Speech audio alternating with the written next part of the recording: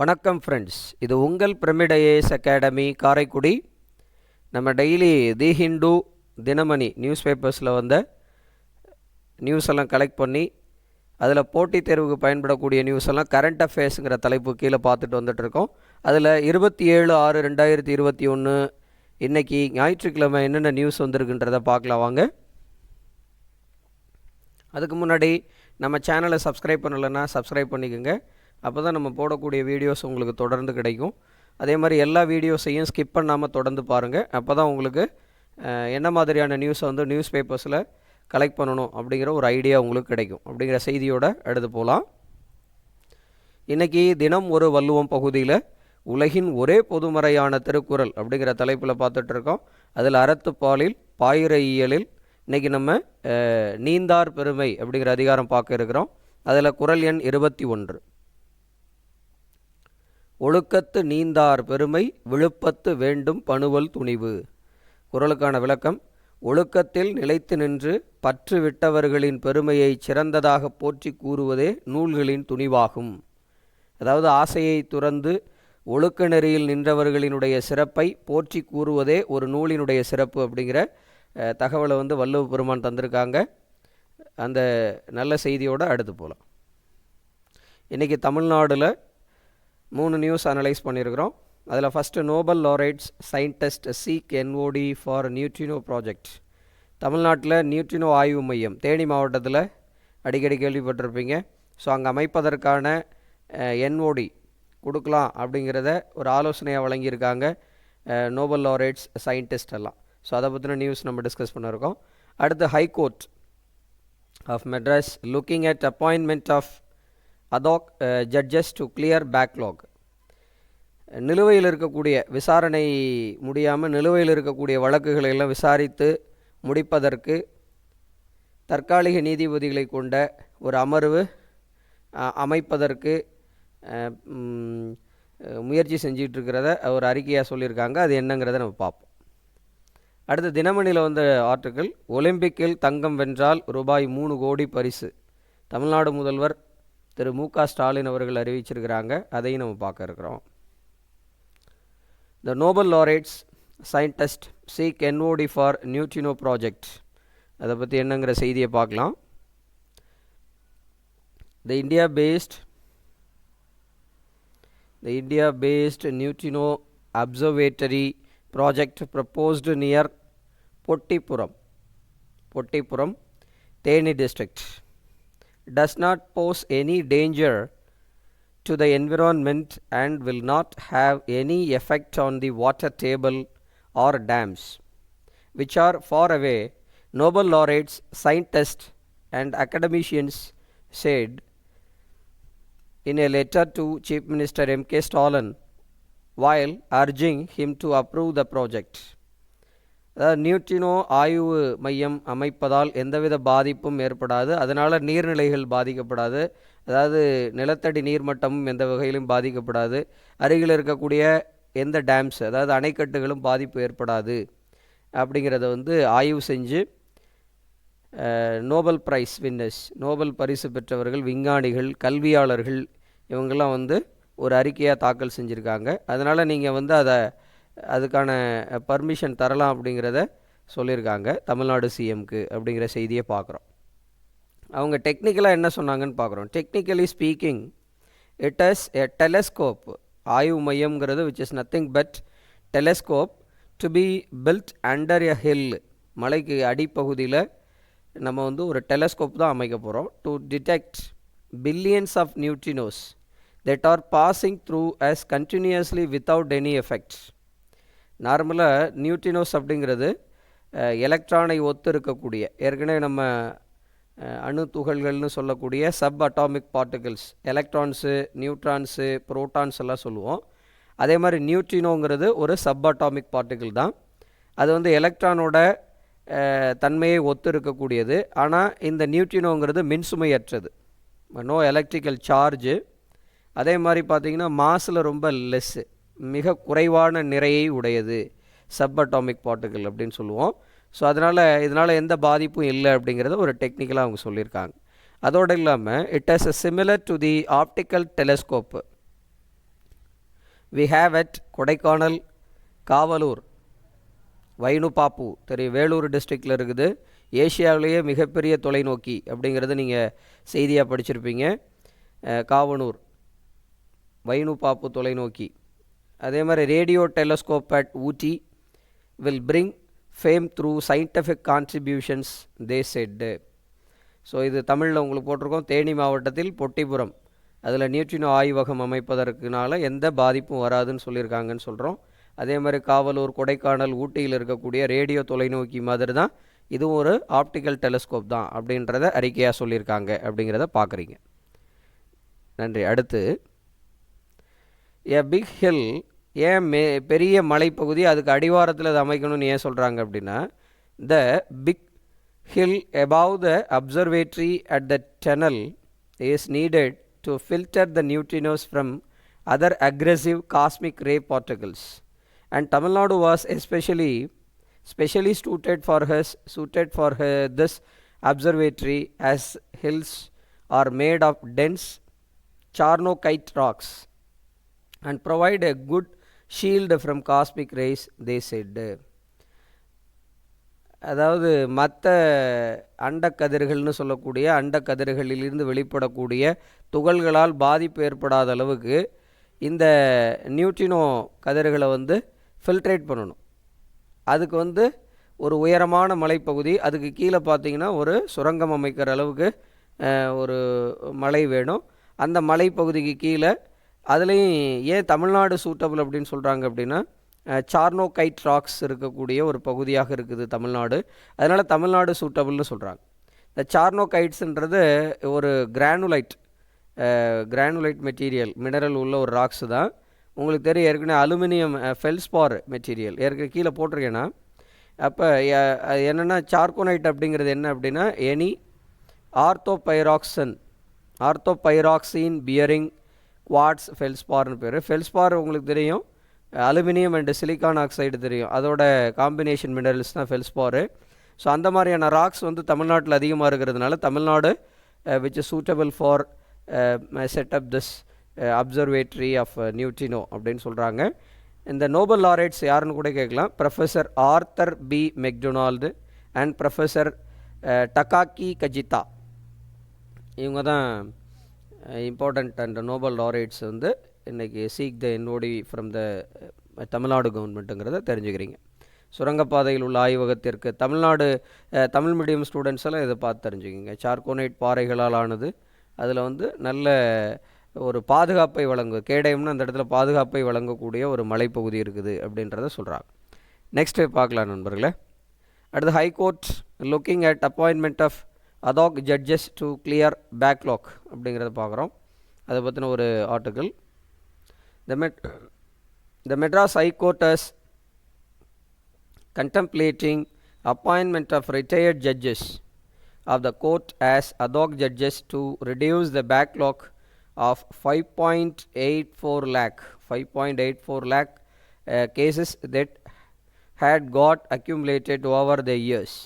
பல ஆண்டுகளாக தேங்கி இருக்கக்கூடிய 5,84,000 வழக்குகள் வந்து நிலுவையில் இருக்குது விசாரிக்கப்படாமல். அதற்காக தற்காலிக நீதிபதிகளை கொண்ட நீதிமன்றத்தை ஏற்படுத்திக்கிறதுக்கு மெட்ராஸ் ஹைகோர்ட் வந்து ஒரு அறிக்கையாக கேட்டிருக்கிறாங்க. ஸோ அதில் as of now the working ஸ்ட்ரெங்க்த்துன்னு பார்த்தீங்கன்னா of Madras high court is 59 judges தான் அட் ப்ரெசென்ட் வந்து மெட்ராஸ் ஹைகோர்ட்டில் இருக்கிறாங்க. As against its sanction strength எவ்வளோன்னு பார்த்தீங்கன்னா 75 ஜட்ஜஸ். அதிகபட்ச ஒரு உயர் நீதிமன்றத்தில் அதிகபட்ச நீதிபதிகளின் எண்ணிக்கை 75ஆக இருக்கலாம்.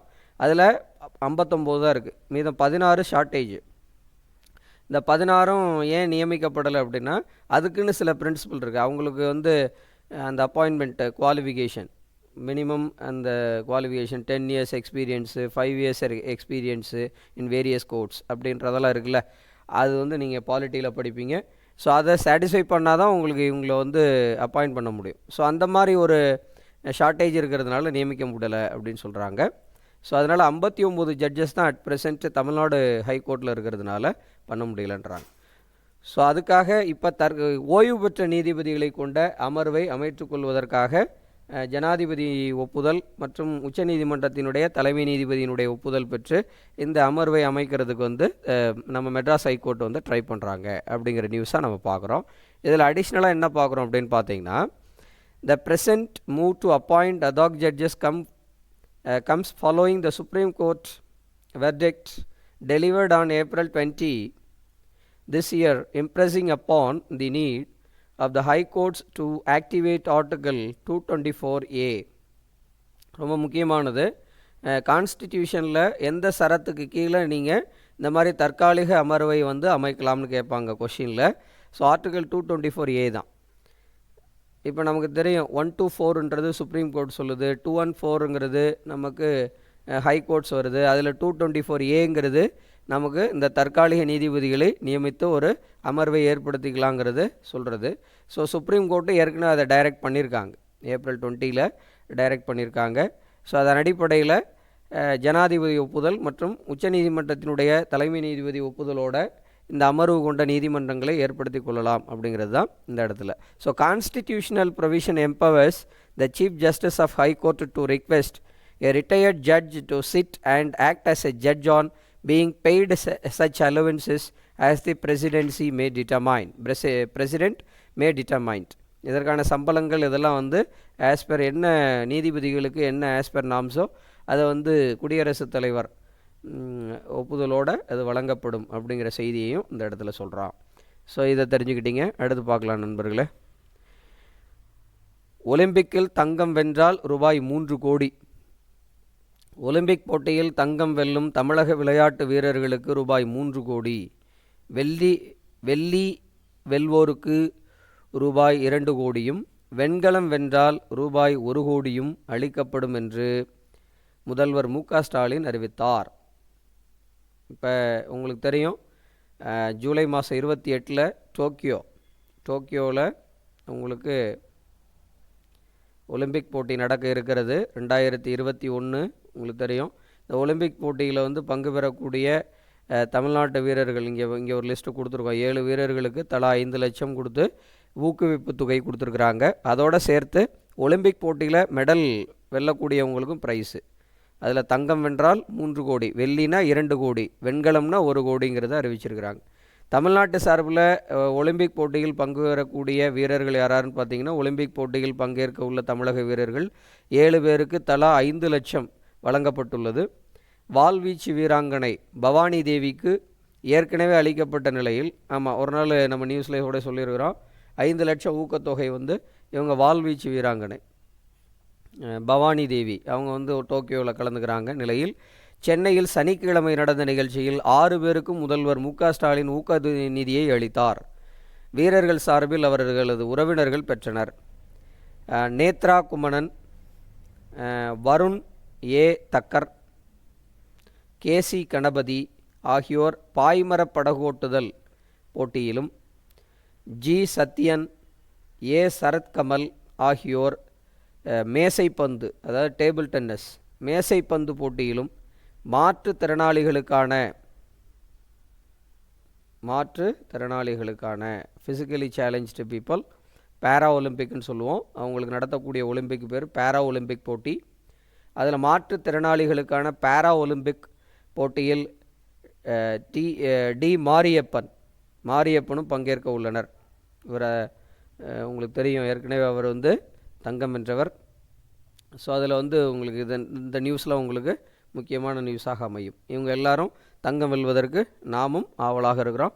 பார்க்கலாம். அடுத்து இந்தியாவில் இந்தியா நியூஸாக நம்ம 3 நியூஸ் அனலைஸ் பண்ணியிருக்கோம். அதில் India Greece seek respect for territorial integrity. ஒருங்கிணைந்த பாதுகாப்பு உலக நாடுகளில் ஏற்பட வேண்டும்னு கிரேக்க நாடும் இந்திய நாடும் இப்போ சமீபத்தில் ஒரு மீட்டிங் நடந்தது. எக்ஸ்டர்னல் அஃபேர்ஸ் மினிஸ்டர் அவங்க போனாங்க. ஸோ அதை பற்றின நியூஸ் பார்க்குறோம். அடுத்து army aviation raises tempo and operations along LAC. LAC means line of actual கண்ட்ரோல்னு பேர். சைனாவுக்கும் இந்தியாவுக்கும் இடையில் இருக்கக்கூடிய அந்த எல்லை பகுதி தான் நம்ம ஆக்சுவல் கண்ட்ரோல், அந்த லைன் ஆஃப் ஆக்சுவல் கண்ட்ரோல் அப்படின்னு சொல்கிறோம். ஸோ எல்ஏசியில் இன்னும் நம்ம கூடுதல் பாதுகாப்பை வந்து நிறுத்த வேண்டிய நிர்பந்தத்திற்கு இருக்கிறோம். ஸோ அதை பற்றி தான் பார்க்க இருக்கிறோம். அடுத்து தினமணியில் வந்த நியூஸாக என்ன பார்க்குறோம் அப்படின்னா, ராஜீவ்காந்தி கேர்ள் ரத்னா விருது ஸ்ரீஜேஷ் தீபிகா பெயர்களை பரிந்துரைத்த ஹாக்கி இந்தியா. நம்ம ஹாக்கி வீரர்கள், இவர் வந்து கோல் கீப்பர். ஸோ அவங்க தீபிகா அதே மாதிரி அதில் இவங்க 2 பேருக்கு ராஜீவ்காந்தி கேர்ள் ரத்னா விருது. விளையாட்டு போட்டிகளில் மிக உயர்ந்த விருது இதுதான். நம்ம இந்தியாவில் வழங்கக்கூடிய விளையாட்டு விருதுகளில் மிக உயர்ந்த விருதுனா ராஜீவ்காந்தி கேர்ள் ரத்னா அவார்டு அப்படிங்கிறத பார்க்குறோம். அதை நியூஸை பார்ப்போம். எல்லை தாண்டிய பயங்கரவாதம், இந்தியா கிரீஸ் ஆலோசனை. ஆக்சுவலாக இப்போ சமீபத்தில் எல்லை தாண்டிய பயங்கரவாதம் அச்சுறுத்தல்கள் குறித்து இந்தியா மற்றும் கிரீஸ் ஆலோசனை நடத்தின. இந்திய வெளியுறவுத்துறை அமைச்சர் எஸ் ஜெய்சங்கர் 3 நாள் அரசுமுறை பயணமாக கிரீஸ் நாட்டுக்கு சென்றுள்ளார். அங்கு அந்த நாட்டின் வெளியுறவுத்துறை அமைச்சர் நிக்கோஸ் டென்டியாஸை சந்தித்து ஆலோசனை நடத்தினார்.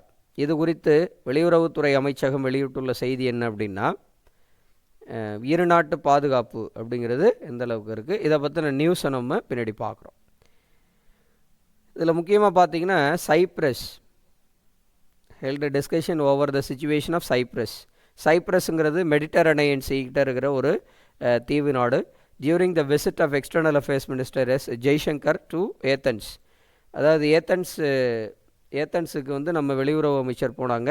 அப்போ தான் கிரீஸ் நாட்டு வெளியுறவு அமைச்சரோட டிஸ்கஸ் பண்ணும்போது சைப்ரஸ் நாடுகள், அதாவது ஈஸ்டர்ன் மெடிட்டரேனியன், அதாவது கிழக்கு மத்திய தரைக்கடல் பகுதியில் இருக்கக்கூடிய நாடுகள் சைப்ரஸ் அண்ட் லிபியா. அது பார்த்திங்கன்னா ஏற்கனவே அது வந்து ஒரு ரிப்பப்ளிக் ஆஃப் சைப்ரஸ்ன்றது பிகம் எ பேக்ட் ஆஃப் அந்த டர்க்கிஷ் ஃபோர்ஸஸ்லேருந்து விடுதலை பெற்றது. இப்போ பார்த்திங்கன்னா 1974 அங்காராஸ் பிளான் அப்படிங்கிற பிளானோட அங்கே வந்து ரிப்பப்ளிக் ஆஃப் சைப்ரஸ், அதாவது சைப்ரஸ் நாடு வந்து குடியரசு ஆன ஒரு தினம், ஒரு இயர்னா 1974 சொல்கிறோம். அதை நினைவு கூறும் வகையில் துருக்கிய படைகள் வந்து அங்கே நிறுத்தப்பட்டுள்ளது. அந்த எல்லைகளில் வந்து துருக்கிய படைகள் நிறுத்தப்பட்டுள்ளது. இப்போ நம்ம எப்படி சைனா எல்லையில், இந்திய எல்லையில் வந்து சைனா படைகள் வந்து குவிக்கப்பட்டுள்ளது அப்படின்னு பார்க்குறோமோ, அதே மாதிரி துருக்கிய படைகள் வந்து அந்த சைப்ரஸோட பகுதிகளில், எல்லை பகுதிகளில் நிறுத்தப்பட்டுள்ளது. அப்போ என்னென்னா, ஒரு பாதுகாப்பு அச்சுறுத்தல் ஏற்படுகிறது அப்படிங்கிறத வந்து பேசுகிறாங்க. பேசும்போது என்ன கன்க்ளூஷன் சொல்கிறாங்க அப்படின்னா, ஒரு that is both sides emphasize upon respect of sovereignty and territorial integrity. ஒருங்கிணைக்கப்பட்ட ஒரு பாதுகாப்பு ஒத்துழைப்பு மற்றும் ஒவ்வொரு நாட்டினுடைய இறையாண்மையில் வேறு எந்த நாடும் பங்கு பெற முடியாத ஒரு நிலையை ஏற்படுத்தப்பட வேண்டும் அப்படிங்கிறத 2 நாடுகளும் பேச்சுவார்த்தையில் பேசியிருக்காங்கங்கிறத நம்ம தெரிஞ்சுக்கிறோம்.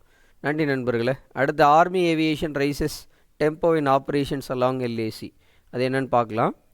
While the Army's repeated attempts to replace its aging fleet of Chetak helicopters continue, there has been a quantum jump in the employment of helicopters of Army aviation in last 1 year along the northern borders during ongoing standoff, according to defense sources surveillance system. என்னன்னு பார்க்குறோம் இந்த இடத்துல. இதில் சீட்டக் அப்படிங்கிறது helicopters. இது பார்த்திங்கன்னா ரொம்ப பழைய ஹெலிகாப்டர்ஸ். ஆக்சுவலாக 30 வருட காலம், 50 வருடங்கள் பழமையானது. அதை ரீப்ளேஸ் பண்ணுறாங்க. அதுதான் அந்த இடத்துல நியூஸாக பார்க்குறோம் நம்ம. Army aviation is also gearing up some major inductions in the next couple of years, including the AH-64 Apache. இதுதான் முக்கியமான news. AH-64 Apache considered as the world best attack ஹெலிகாப்டர்லேயே வேர்ல்டு பெஸ்ட் அட்டாக் ஹெலிகாப்டர் எதுனா AH-64ன்னு சொல்கிறோம். So these helicopter will be delivered as early as 2023. 2023க்கு முன்னாடியே இந்த helicopters வந்து நம்ம விமானப்படையில் சேர்க்கப்படும் அப்படின்னு சொல்கிறாங்க. ஸோ அதுதான் அந்த இடத்துல நியூஸாக பார்க்குறோம். அடுத்து, however, about 75% of Army's fleet of Chetak helicopters, which are its mainstay, is over 30 years old and some of them are about 50 years old. So அதனால தான் நம்ம அதை ரீப்ளேஸ் பண்ணுறோம் அப்படிங்கிறாங்க. அப்போ சீட்டக்கு கொஷினில் அப்படி தான் கேட்பாங்க. ரீசெண்டாக விமானப்படையில் ரீப்ளேஸ் செய்யப்பட்ட ஹெலிகாப்டர்ஸ் எதுன்னு கேட்கும்போது அதை நீங்கள் எழுதணும். தி KA 226T utility helicopter, Ka-226T utility helicopter deal with Russia along with the indigenous light utility helicopter LUH சொல்லுவாங்க. AUH LUH அப்படின்னு நிறைய வெரைட்டிஸ் இருக்குது ஹெலிகாப்டர்ஸில் நம்ம விமானப்படையில். அதில் LUHங்கிறது ரஷ்ய தொழில்நுட்பத்துடன் உள்நாட்டிலேயே தயாரிக்கப்படக்கூடிய இந்த யூட்டிலிட்டி ஹெலிகாப்டர் தான் இந்த Ka-226T. அது எந்த நாட்டு தொழில்நுட்பம்னு கூட கேட்கலாம், Russia. So which is mean to replace them. அந்த சீட்டக் ஹெலிகாப்டர்ஸை வந்து ரீப்ளேஸ் பண்ணக்கூடியது இந்த Ka-226Tங்கிறத நீங்கள் தெரிஞ்சுக்கிறீங்க. Has been held for several years over the percentage of indigenisation அப்படின்னு நீங்கள் இதில் தெரிஞ்சுக்கிறீங்க. நன்றி நண்பர்களே. அடுத்து clues from meteorite to earth mantle. Interior of எர்த்தில் ஜாகிரஃபியில் நீங்கள் படிப்பீங்க. இன்டீரியர் ஆஃப் எர்த்தில் க்ரஸ்ட்டு மேண்டல் கோர்னு படிப்பீங்க. க்ரஸ்ட்டுன்றது பூமியினுடைய மேலோடு, நம்ம வாழக்கூடிய பகுதி. அதுக்கு கீழே பூமிக்குள்ளே பார்த்திங்கன்னா அடுத்து மேண்டல், கவசம்னு சொல்லுவோம் தமிழில். அதுக்கு உள்பகுதி பார்த்திங்கன்னா கோர், கருவம்னு சொல்லுவோம். இப்போ இதில் என்ன அப்படின்னு பார்த்தீங்கன்னா, மீட்டியோரைட்டுன்னா நம்ம வந்து மேலே யூனிவர்ஸில் பார்த்திங்கன்னா பிளானட்ஸ் இருக்குது, அதோட மீட்டியோராய்ட்ஸு ஆஸ்டியோராய்ட்ஸ் எல்லாம் நிறைய இருக்குது அப்படின்னு நம்ம படிச்சிருப்போம் சோலார் சிஸ்டமில். ஸோ அதில் வந்து மீட்டியோராய்டு அப்படிங்கிறது என்னன்னு சொல்கிறோம் அப்படின்னா, மீட்டியோராய்ட்ஸ் அப்படிங்கிறது எரிக்கற்கள் நிறைய வந்து மேலே அண்டங்களில் இருக்குது, யூனிவர்ஸில் இருக்குதுன்னு சொல்லி கேள்விப்பட்டிருப்பீங்க. அது வந்து பூமியை நோக்கி வருதுன்னு வச்சிங்களேன், வரும்போது அதுக்கு பேர் மீட்டியாஸ்ம்பாங்க. அப்புறம் பூமியில் வந்து விழுந்ததுக்கப்புறம் அதை மீட்டியோரைட்ஸ் அப்படிம்பாங்க. 3 டிவிஷனாக சொல்லுவோம். ஆக்சுவலாக யூனிவர்ஸ்லேயே சர்க்குலேட் ஆகிட்டு இருக்கிறது, அதாவது அண்டத்தில் அதை என்னன்னு சொல்லுவோம், மீட்டியோராய்டு அப்படிம்போம். மீட்டியோரைட்ஸ் அப்படிம்பாங்க. இந்த டி போடுவாங்க. அப்புறம் அது மீட்டியாஸ்ன்னு இருக்கும். அப்படியே எர்த்துக்கு வருதுன்னு வச்சிங்களேன், அதை மீட்டியாஸ்ம்பாங்க. பூமியில் வந்து விழுந்த உடனே அதை மீட்டியோரைட்ஸ் அப்படிம்பாங்க. இப்போ விழுந்தது தான் நம்ம பார்க்க போகிறோம். ஸோ ஆன் நவம்பர் 13, 2015 இந்த இடம் டேட்டு ரொம்ப முக்கியமான விஷயம். November 13, 2015 a meteorite fell near the town of Kamargaon in Assam மாநிலத்தில் கமர்கவுன்கிற நகர்பகுதியில் 2015 நவம்பர் 13 ஒரு மீட்டியோரைட்ஸ் விழுந்தது. அது weighted a little over 12 kg, 12 kilogram. And scientist decoded its mineral composition and classified it as a chondrite. இதுதான் ரொம்ப முக்கியமான விஷயம் தங்கம். அதாவது அதை அனலைஸ் பண்ணி சயின்டிஸ்ட் வந்து அதோட மினரலை வந்து கிளாஸிஃபை பண்ணி பார்த்துருக்காங்க. அது கோண்ட்ரைட்டுங்கிற மினரல் வெரைட்டி ஆஃப் ஸ்டோனி மீட்டியோரைட்ஸ், ஒரு கல்லாக இருக்குது. அதில் இருக்கக்கூடிய மினரல் பகுதி வந்து கோண்ட்ரைட் அப்படிங்கிறத கண்டுபிடிச்சிருக்காங்க. இதில் என்னன்னா நியூ ஸ்டடி என்னன்னு பாருங்களேன். A new study has now shown that by studying this meteorite and its minerals we may find new clue. ஒரு புதிய இது கிடச்சிருக்கு நமக்கு. என்ன அப்படின்னா, அபவுட் த எர்த்தோட லோயர் மேண்டலில் இந்த மினரல் இருக்குது, கோண்ட்ரைட் இருக்குங்கிறாங்க. அப்போ எர்த்து சொல்லையில் என்ன சொல்கிறோம், க்ரஸ்ட்டு, அதுக்கப்புறம் மேண்டலில் அப்பர் மேண்டல் லோயர் மேண்டல்னு பிரிக்கலாம். ஜாகிரபியில் படிப்போம் நம்ம இன்ஸ்டியூட்டில். ஸோ க்ரஸ்ட்டு மேண்டலில் லோயர் மேண்டல் அப்பர் மேண்டல் பிடிப்போம். அதே மாதிரி கோர்லேயும் அப்பர் கோரு லோயர் கோர்னு பிரிப்போம். இப்போ அவங்க சொல்கிறது எங்கே அப்படின்னா, மேண்டல்லையே அப்பர் அண்ட் லோயர் சொல்கிறேன் இல்லையா, அப்போ லோயரில் தான் இதை வந்து இந்த மினரல் வந்து சேம் மினரல் வந்து இருக்குது அப்படின்றத கண்டுபிடிச்சிருக்காங்க அப்படிங்கிற செய்தியை நீங்கள் இந்த இடத்துல பார்க்குறீங்க. நன்றி நண்பர்களே. அடுத்து பார்க்கலாம். விருதில் நம்ம பார்க்குறது கேல் ரத்னா விருது. ஸ்ரீஜேஷ், தீபிகா பெயர்கள் பரிந்துரைக்கப்பட்டுள்ளன. இதை நல்லா கவனிச்சுக்கோங்க. ஸ்போர்ட்ஸில் இந்த கொஷின் வரலாம். இந்திய ஹாக்கி அணியின் கோல் கீப்பர் ஸ்ரீஜேஷ், முன்னாள் வீராங்கனை தீபிகா ஆகியோருக்கு ராஜீவ்காந்தி கேல் ரத்னா விருது வழங்குவதற்கு ஹாக்கி இந்தியா பரிந்துரைத்துள்ளது. அத்துடன் டோக்கியோ ஒலிம்பிக்கில் பங்கேற்கும் இந்திய ஆடவர் அணியின் துணை கேப்டன் ஹர்மன்பிரீத் சிங், மகளிர் அணியினரான வந்தனா கட்டாரியா, வந்தனா கட்டாரியா. நவ்ஜோத் கவுர், நவ்ஜோத் கவுர் அர்ஜுனா விருது வழங்கவும் பரிந்துரைக்கப்பட்டுள்ளது. அர்ஜுனா அவார்டுங்கிறது நல்ல சிறந்த விளையாட்டு வீரருக்கு வழங்கப்படக்கூடியது. ராஜீவ்காந்தி கேல் ரத்னா அவார்டுங்கிறது 4 வருடம் வந்து அவங்களுடைய பர்ஃபார்மன்ஸை வந்து அனலைஸ் பண்ணுவாங்க. 4 இயர்ஸ் சர்வே பண்ணுவாங்க. 4 இயர்ஸ் அனலைஸ்டுங்கிறது இருக்கும் இந்த இடத்துல. 4 இயர்ஸில் அவங்களுடைய சாதனைகளை அனலைஸ் பண்ணி அதை பேஸ் பண்ணி ராஜீவ்காந்தி கேல் ரத்னா அவார்டு வழங்கப்படும். இப்போ வாழ்நாள் சாதனையாளர்களுக்கான வழங்கப்படும் தியான் சந்த் விருது, இது வந்து life time achievement award in ஸ்போர்ட்ஸில் வந்து வாழ்நாள் சாதனையாளர் விருது, life time achievement award in ஸ்போர்ட்ஸ்னு சொல்லுவோம். அதில் வந்து ஆர்பி சிங், அதே மாதிரி சிஹெச் ஷங்காய் அவங்களுக்கு வழங்கப்படுகிறது. ஆகியோர் பெயர்களும் அதே மாதிரி துரோணாச்சாரியார் விருதுங்கிறது யாருக்கு வழங்கப்படுகிறது அப்படின்னா விளையாட்டு பயிற்சியாளருக்கு வழங்கப்படக்கூடியது துரோணாச்சாரியார். துரோணாச்சாரியார் யாருன்னு உங்களுக்கு தெரியும். மகாபாரதத்தில் பாண்டவர்களுக்கும் கௌரவர்களுக்கும் ஆசிரியராக திகழ்ந்தவர். அந்த பயிற்சி அவரும் ஒரு ஆசிரியர் இல்லையா, அதனால் பயிற்சியாளர்களுக்கு துரோணாச்சாரியா அவார்டுன்னு கொடுக்கப்படுகிறது. ஸோ விருதுக்காக பயிற்சியாளர்கள் BJ Cariappa and CR Kumar ஆகியோர் பெயர்களும் பரிந்துரைக்கப்பட்டுள்ளன அப்படிங்கிறது இந்த இடத்துல தெரிஞ்சுக்கிறீங்க. கடந்த 2017 ஜனவரி 1 முதல் 2020 டிசம்பர் 31 வரையிலான காலகட்டத்தின் அடிப்படையில், அதான் 4 வருஷம், இந்த இடம் தான் நீங்கள் பார்க்கணும். 2017 2020 வரைக்கும் 4 இயர்ஸ், ஜனவரி டு டிசம்பர் தங்கம், அதனால் 4 வருஷம் டிசம்பர். ஸோ 4 இயர்ஸ் அனலைஸ் பண்ணுவாங்க எப்போவுமே. இது ஒரு டிஎன்பிஎஸ்சி கொஷின். ராஜீவ்காந்தி கேல் ரத்னா அவார்டுக்கு எத்தனை வருட காலம் அனலைசிஸ் நடக்கும்ன்றது ஏற்கனவே டிஎன்பிஎஸ்சியில் கேட்ட கொஷின். 4 வருடங்கள். ஐ திங்க் ஏஇலே கேட்டிருக்காங்கன்னு நினைக்கிறேன். ஸோ காலகட்டத்தின் அடிப்படையில் ராஜீவ்காந்தி கேல் ரத்னா விருதுக்கான பெயர்கள் பரிந்துரைக்கப்பட்டுள்ளதாக ஹாக்கி இந்தியா அறிக்கை வெளியிட்டுள்ளது.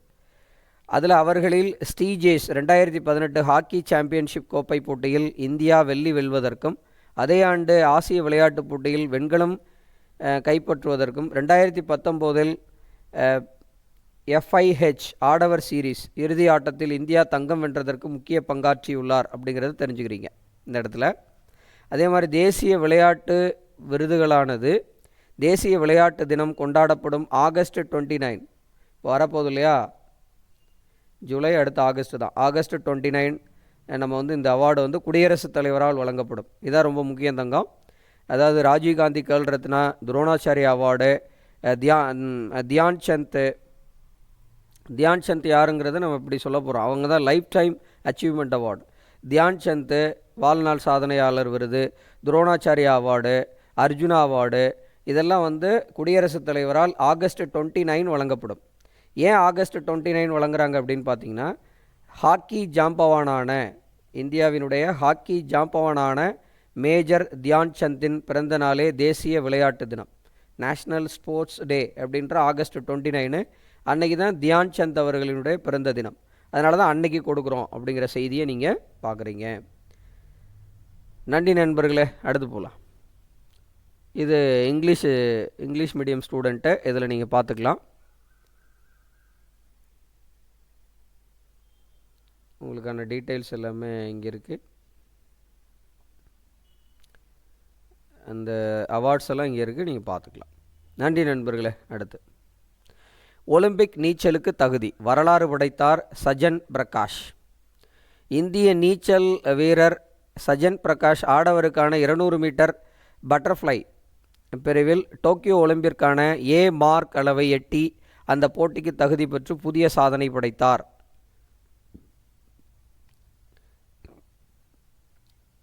ஏன் புதிய சாதனைன்னு சொல்கிறோன்னா, இத்தாலியில் நடைபெறும் நீச்சல் போட்டியில் பங்கேற்றுள்ள அவர் 200 மீட்டர் பட்டர்ஃப்ளை பிரிவில் 1 நிமிடம் 56.38 வினாடிகளில் 1 நிமிடம் 56.38 வினாடிகளில் இலக்கை எட்டினார்.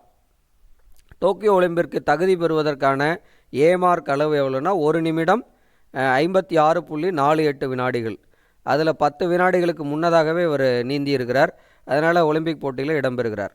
இதன் மூலம் அந்த பிரிவில் ஏற்கனவே தான் எட்டியிருந்த தேசிய சாதனை அளவை, இவர் தான் நேஷனல் ரெக்கார்டு வச்சுருந்துருக்கிறாரு, 1 நிமிடம் 56.96 வச்சுருந்துருக்காரு. 56.96 வினாடிகள் வந்து ஒரு வச்சுருக்கிறார். அதை அவரே வந்து முறியடித்திருக்கிறார். ஸோ அதனால் இவரும் ஒலிம்பிக்கில் தங்கம் வெல்வார் அப்படிங்கிற எதிர்பார்ப்பு எழுந்துள்ளது. முன்னதாக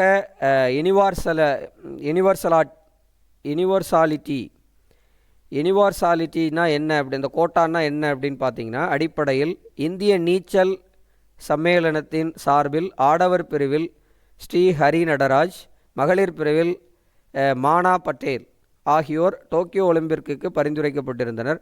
அது என்ன சார் யூனிவர்சாலிட்டி அப்படின்னா என்ன சார் அப்படின்னு பார்த்தீங்கன்னா, யூனிவர்சாலிட்டி கோட்டா அப்படிங்கிறது ஒரு நாட்டிலிருந்து தகுதி அடிப்படையில் ஒலிம்பிக் போட்டியில் வீரர் வீராங்கனைகள் பங்கேற்க இயலாமல் போகும் பட்சத்தில், அதாவது இந்த ஒலிம்பிக்குன்னு தகுதி வச்சாங்க இல்லையா, இப்போ இவர் ஜெயிச்சிட்டார், அதை அப்படி இல்லைன்னா அந்த நாட்டு நீச்சல் சம்மேளனமானது தங்களது சார்பில் ஆடவர் மற்றும் மகளிர் பிரிவில் ஒருவரை பரிந்துரைக்கலாம்ங்கிறது தான் இந்த யூனிவர்சாலிட்டி கோட்டாங்கிறது. இப்போ இவர் தகுதி பெற்றதுனால, இயல்பாகவே இவர் தகுதி பெற்றதுனால, இந்த யூனிவர்சாலிட்டியில் கோட்டாவில் வந்து ஏற்கனவே பரிந்துரைக்கப்பட்ட ஸ்ரீஹரி நடராஜும் மகளிர் பிரிவில் மானா பட்டேலும் பங்கேற்பார்களாங்கிறது சந்தேகத்தில் ஏற்படுத்தியுள்ளது அப்படிங்கிறதை சொல்கிறாங்க. ஸோ சஜன் பிரகாஷ் வந்து பட்டர்ஃப்ளை 200 மீட்டர் பட்டர்ஃப்ளை ஸ்விம்மிங்கில் தங்கம் வெல்வதற்கு எல்லாரும் ஆவலாக உள்ளோம் அப்படிங்கிற செய்தியை பார்க்குறோம். நன்றி நண்பர்களே. அடுத்து உலக துப்பாக்கி சுடுதல், உலகக்கோப்பை துப்பாக்கி சுடுதலில் மானு பாக்கர் அண்டு சௌரவ் ஜோடிக்கு வெள்ளி கிடச்சிருக்குப்பா. குரோஷியாவில் நடைபெறும் உலகக்கோப்பை, குரோஷியாவில் இங்கிட்ட இங்கிலீஷ் மீடியம் ரெஃபர் பண்ணிக்கோங்க. இந்த இருக்குது Manu Bhaker and Saurabh Chaudhary beaten the gold in mixed air pistol team. Even Russia that is Vitalina அவங்களதை எதிர்கொண்டு இவங்க வெள்ளி வென்றிருக்கிறாங்க. உலகக்கோப்பை போட்டியில் 10 மீட்டர் ஏர் பிஸ்டல் கலப்பு அணிகள் பிரிவில் மிக்சடு டபுள்ஸ் இல்லையா தங்கா, அதில் இந்தியாவின் மானு பாக்கர் சௌரவ் சௌத்ரி இணை சனிக்கிழமை வெள்ளிப்பதக்கம் வென்றது. இத்துடன் இந்த போட்டியில் இந்தியா வென்ற பதக்கங்களின் எண்ணிக்கை 3 ஆகியுள்ளது. அதில் ஒரு வெண்கலம் அடங்கும். ஏற்கனவே வெண்கலப் பதக்கம் நேற்று பார்த்தோம், ப்ரீவியஸ் வீடியோ ரெஃபர் பண்ணிக்கோங்க. நன்றி நண்பர்களே. அடுத்து பார்க்கலாம். ஒரே வரையில் உலகை அறிவோம், செய்தி துணுக்குகள் பார்க்கலாம். போடியில் ஏலக்காய் மீண்டும் இணையவழி ஏலம், கிலோ 1747க்கு விற்பனை. சார் இதையே சார் போட்டிருக்கீங்க அப்படின்னு கேட்டால், இந்தியாவில் நறுமணப் பொருள்கள் அதிகமாக விளையக்கூடிய நறுமணப் பொருள்களின் தோட்டம் என்று அழைக்கப்படக்கூடியது கேரளா. அதில் ஏலக்காய் உற்பத்தியில் முதலிடம் வைக்கக்கூடியது எதுனா கேரள மாநிலம் இடுக்கி மாவட்டம். அதில் பார்த்திங்கன்னா ஏலக்காய் பயிரிட்டு அதில் வந்து மின்னணு ஏல உற்பத்தி, அதுதான் டிஜிட்டல், இந்த இடத்துல டிஜிட்டல் அந்த ஏல ஒப்பந்தம்னு சொல்லுவோம்ல, அது டிஜிட்டலைஸ்டு ஏலம் விட்டுருக்குறாங்க.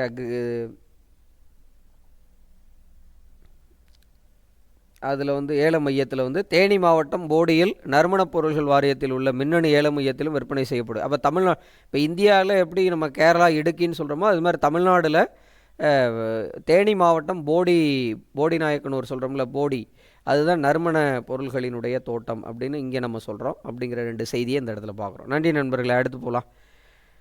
Pathamadai mat weavers adopt digital marketing. Yes, absolutely. Digital marketing அதாவது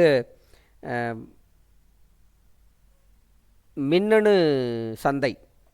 சந்தைப்படுத்துதல், அதெல்லாம் இப்போ கொரோனா பேண்டமிக் சுச்சுவேஷனில் எல்லாமே மின்னணு சந்தைப்படுத்துதலுக்கு வந்துட்டாங்க. பத்தமடை பாய்ங்கிறது ஏற்கனவே உங்களுக்கு தெரியும், தமிழ்நாட்டில் ஒரு ஜியோகிராஃபிக்கல் இண்டிகேஷன் வாங்கினது. பத்தமடை பாய் இது மாதிரி நிறைய நம்ம தமிழ்நாட்டில், அதாவது ஈரோடு மஞ்சள், இந்த மாதிரி நிறைய ஜியோகிராஃபிக்கல் இண்டிகேஷன் இருக்குது. ஸோ அந்த மாதிரி கிருஷ்ணகிரியில் மாம்பழம் இந்த மாதிரி சொல்லலாம். ஸோ அந்த வகையில் இதுவும் வருது. அதனால தான் இதை பார்க்குறோம் பத்தமடைங்கிறது. அப்போ பத்தமடை வில்லேஜ் திருநெல்வேலி டிஸ்ட்ரிக்டில், திருநெல்வேலி மாவட்டம் பத்தமடை பாய்ங்கிறது இன்றைக்கி வந்து அது வந்து டிஜிட்டல் மார்க்கெட்டிங்க்கு போயிருக்கு அப்படிங்கிறத நம்ம தெரிஞ்சுக்கிறோம் இந்த இடத்துல. ஸோ கிராஃப்ட்ஸ் கவுன்சில் இந்த இடத்துல லாக்டவுன் பீரியடில் கிராஃப்ட்ஸ் கைவினைப் பொருள்களுக்கான ஒரு கூட்டமைப்பு, அதான் crafts council of India decided them a month and a half long training how to do business using internet and smartphones. அவங்களுக்கு பயிற்சி வேறு கொடுத்துருக்காங்க, பயிற்சி அளித்து எப்படி வந்து டிஜிட்டல் மார்க்கெட்டிங் பண்ணணும்னு சொல்லி. இப்போ அதன்படி பத்தமடை பாயும் வந்து இந்த கிராஃப்ட்ஸ் கவுன்சில் ஆஃப் இந்தியாவோட ட்ரெயின்ஸில் டிஜிட்டல் மார்க்கெட்டிங் வருதுங்கிறத தெரிஞ்சுக்கிறீங்க. நன்றி நண்பர்களே. அடுத்து முன்னாள் இஸ்ரோ விஞ்ஞானி நம்பி நாராயணன் ஆதாரமின்றி கைது செய்யப்பட்டார்ன்றதை டிகே ஜெயின் குழு அறிக்கை இப்போ நிரூபிச்சிருக்கு. ஏற்கனவே அவங்க அறிக்கை கொடுத்துட்டாங்க. இது சிபிஐ வழக்காக மாற்றப்பட்டது 1996 6ஆம் ஆண்டு கேரள காவல்துறையிடமிருந்து அது சிபிஐக்கு அந்த வழக்கு மாற்றப்பட்டது. ஆக்சுவலாக இவர் மீது என்ன வழக்குன்னா, முன்னாள் இஸ்ரோ விஞ்ஞானி, இவர் முன்னாள் ஐஎஸ்ஆர்ஓ சயின்டிஸ்ட்டு, உளவு பார்த்ததாக குற்றம் சாட்டப்பட்ட வழக்கில் நம்பி நாராயணன் அவர்கள் ஆதாரமின்றி அவர் கைது செய்யப்பட்டதாக நீதிபதி டிகே ஜெயின் குழு அறிக்கை சமர்ப்பித்துள்ளது. ஏற்கனவே அப்போ நம்பி நாராயணன் கேஸில் கமிட்டி யாருன்னு கேட்கலாம், டிகே ஜெயின் குழு, டிகே ஜெயின் கமிட்டி அப்படிங்கிறது இந்த இடத்துல நீங்கள் பாயிண்ட்டாக தெரிஞ்சுக்கணும். கடந்த 1994ஆம் ஆண்டு இந்திய விண்வெளி திட்டம் தொடர்பான ரகசிய ஆவணங்களை வெளிநாடுகளுக்கு வழங்கியதாக இவர் மீது வழக்கு பதியப்பட்டிருந்தது. அது பொய் வழக்கு அப்படிங்கிறத நிரூபிச்சிருக்கிறாங்க. அதுக்கு போடப்பட்ட கமிட்டி தான் டிகே ஜெயின் கமிட்டி அப்படிங்கிறத தெரிஞ்சுக்கிறீங்க. நன்றி நண்பர்களே. அடுத்து இதில் என்ன சார் நீங்கள் மரியாதை அப்படின்ற ஒரு போட்டிருக்கீங்களா அப்படின்னா, எஸ்டர்டே சிலம்பு செல்வர் அப்படின்னு அழைக்கப்படுவர் யாருன்னு கேட்கலாம். ஏன்னா நமக்கு தமிழ்நாட்டில் நிறைய தலைவர்கள் வந்து சிலபஸில் வர்றாங்க. அதில் சிலம்பு செல்வர் என்று அழைக்கப்பட்டவர் யார்? ரீசெண்டாக அவருடைய பிறந்தநாள் இப்போ 116வது பிறந்தநாள் கொண்டாடியிருக்காங்க. ஸோ சிலம்பு செல்வர் என்று அழைக்கப்படுவர் யாருன்னு பார்த்தீங்கன்னா மாப்போ சிவஞானம் அவர்கள். அப்போ மாப்போசி என்று ஷார்ட்டாக அழைப்போம் அவரை. அப்போ மாப்போசி அவர்கள் தான் சிலம்பு செல்வர் அப்படிங்கிற புனைப்பெயரோடு அழைக்கப்பட்டவர் அப்படிங்கிறத இந்த இடத்துல தெரிஞ்சுக்கிறீங்க. அடுத்து இந்தியாவின் கச்சா எண்ணெய் உற்பத்தி இந்தியா பார்க்குறோம். அதில் 6.3% சரிவு. இந்த கச்சா எண்ணெய் உற்பத்திங்கிறது இந்தியாவில் கம்மியாக தான் இருக்குது. நம்ம இறக்குமதி தான் அதிகமாக செஞ்சுக்கிட்டு இருக்கோம். நம்ம நாட்டு உள்நாட்டு உற்பத்தியில் வந்து கச்சா எண்ணெயினுடைய உற்பத்தி குறைவு தான். அதுலேயும் பார்த்திங்கன்னா இப்போ 6.3% வந்து உற்பத்தி சரிவடைந்துள்ளது. அதற்கு காரணம் என்னன்னு கேட்டால், டவுத்தே புயல். இப்போ ரீசெண்டாக அரபிக்கடலில் டவுத்தே அப்படிங்கிற ஒரு புயல் வந்து தாக்கியது. அப்போ பார்த்திங்கன்னா நம்ம மும்பை ஹைங்கிற இடத்துல தான் நம்ம கச்சா எண்ணெய் எடுத்துக்கிட்டு இருக்கோம். அந்த இடத்துல உற்பத்தி பாதிக்கப்பட்டது. அதனால் எவ்வளோ சதவீதம் சரிவு அப்படின்னு பார்த்தீங்கன்னா 6.3% சரிவு அப்படிங்கிறத தெரிஞ்சுக்கிறீங்க. கச்சா எண்ணெய் உற்பத்தியின் அளவு எவ்வளோ சரிஞ்சிச்சு, அதுக்கு காரணம் என்னன்னு கூட கேட்கலாம். அசஸ் அண்ட் ரீசன் டைப் கொஷினில் கூட கேட்கலாம். அதுக்காக இதை பார்க்குறோம். நன்றி நண்பர்களே. அடுத்து மத்திய அரசின் கடன் சுமை 116 கோடியே 21 லட்சம் கோடியாக மாறியுள்ளது. 116,21,000 கோடி 116,21,000 கோடியாக கடன் சுமை உள்ளது. அப்போ அது மத்திய அரசினுடைய கடன் சுமை 2021 மார்ச் இறுதி நிலவரப்படி இந்த இது ஏன் அப்படி மார்ச்சுக்கு எடுத்துக்கிறோன்னா, ஃபினான்ஷியல் இயர் ஏற்கனவே நம்ம நிறைய வீடியோஸில் சொல்லிட்டு வரோம். ஃபினான்ஷியல் இயர் வந்து மார்ச் 31, 2021 அப்படிங்கிறது ஒரு ஃபினான்ஷியல் இயர் க்ளோஸ் ஆகும். எந்த ஃபினான்ஷியல் இயர்னு கேட்டிங்கன்னா 20 to 21 வந்து க்ளோஸ் ஆகும். ஸோ அந்த நிதியாண்டில் வந்து மத்திய அரசு வந்து எவ்வளோ கடன் சுமை அப்படின்னு பார்த்தீங்கன்னா 116,21,000 கோடி அப்படிங்கிறத சொல்லியிருக்காங்க. அப்போ இது எவ்வளோ அப்படி லாஸ்ட் இயரை கம்பேர் பண்ணையில் பார்த்தீங்கன்னா 2020 டிசம்பரில் பார்த்தீங்கன்னா காலாண்டு இறுதியில் காணப்பட்ட கடன் சுமையான 109.26 லட்சம் கோடி, அதாவது 109,26,26,000 கோடி அப்படிங்கிறது தான் நமக்கு இருந்தது. அதை ஒப்பிடும்போது 6.36% அதிகமாகுங்கிறது தான் இந்த இடத்துல நியூஸ். அப்போ இந்த டெஃபிஷியன்சி எவ்வளோன்னு பார்த்தீங்கன்னா, நம்ம கடன் வாங்குறதுக்கு காரணம் போன நிதியாண்டை விட இந்த நிதியாண்டினுடைய கடன் சுமை எவ்வளோ பர்சன்டேஜ்னு கேட்டால் 6.3% அப்படிங்கிறது தெரிஞ்சுக்கிறோம். நன்றி நண்பர்களே. அடுத்து Abhishek Varma defeated American Chris Schaff via shoot off nerve racking final win compound men's individual title archery world cup வில்வித்தை போட்டி, உலக வில்வித்தை போட்டி ஸ்டேஜ் 3ல் சாட்டர்டேயில் அவர் வந்து பண்ணியிருக்கார், கோல்டு வின் பண்ணியிருக்கார். பவுண்ட்ஸ் மென்ஸ் இண்டிவிஜுவல் டைட்டில் வந்து வின் பண்ணியிருக்காரு அபிஷேக் அப்படிங்கிறத இந்த இடத்துல தெரிஞ்சுக்கிறீங்க. இண்டிவிஜுவல் இந்த இருக்குது பாருங்கள், செகண்ட் வேர்ல்டு கப், இந்த second world cup individual gold after one in the இந்த ரோக்லா போலந்த் 2015 அதில் வின் பண்ணதுக்கப்புறம் இது 2வது வேர்ல்டு கப்பில் இண்டிவிஜுவல் கோல்டு அடிக்கிறது, இது செகண்ட் அப்படின்றது. ஸோ அபிஷேக் வர்மாங்கிறவர் வில்வித்தையில் நமக்கு தங்கம் வென்ற வீரர் அப்படிங்கிறதையும் பார்க்குறோம். சரி, நன்றி நண்பர்களே. இன்றைக்கி நம்ம பார்த்த தகவல்கள் எல்லாம் உங்களுக்கு பயனுள்ளதாக அமைந்திருக்கும். தொடர்ந்து நம்ம போடக்கூடிய வீடியோஸ் உங்களுக்கு கிடைக்கணுன்னா நம்ம சேனலை சப்ஸ்கிரைப் பண்ணிக்கோங்க. கீழே இருக்கக்கூடிய பெல் ஐக்கானையும் ப்ரெஸ் பண்ணிக்கோங்க. அப்போ தான் நம்ம போடக்கூடிய வீடியோவோட நோட்டிஃபிகேஷன் உங்களுக்கு கிடைக்கும். அப்புறம் வீடியோஸ் நல்லா இருந்துச்சுன்னா லைக் பண்ணுங்கள், ஷேர் பண்ணுங்கள், கமெண்ட் பண்ணுங்கள். அதை பற்றி நம்ம டிஸ்கஸ் பண்ணலாம். அடுத்தடுத்த வீடியோஸில் எங்களுடைய இம்ப்ரூவ்மெண்ட் நீங்கள் இப்போ போடக்கூடிய கமெண்ட்ஸை பொறுத்து நாங்கள் இம்ப்ரூவ் பண்ணிக்குவோம். நன்றி நண்பர்களை, மீண்டும் சந்திக்கலாம். நன்றி.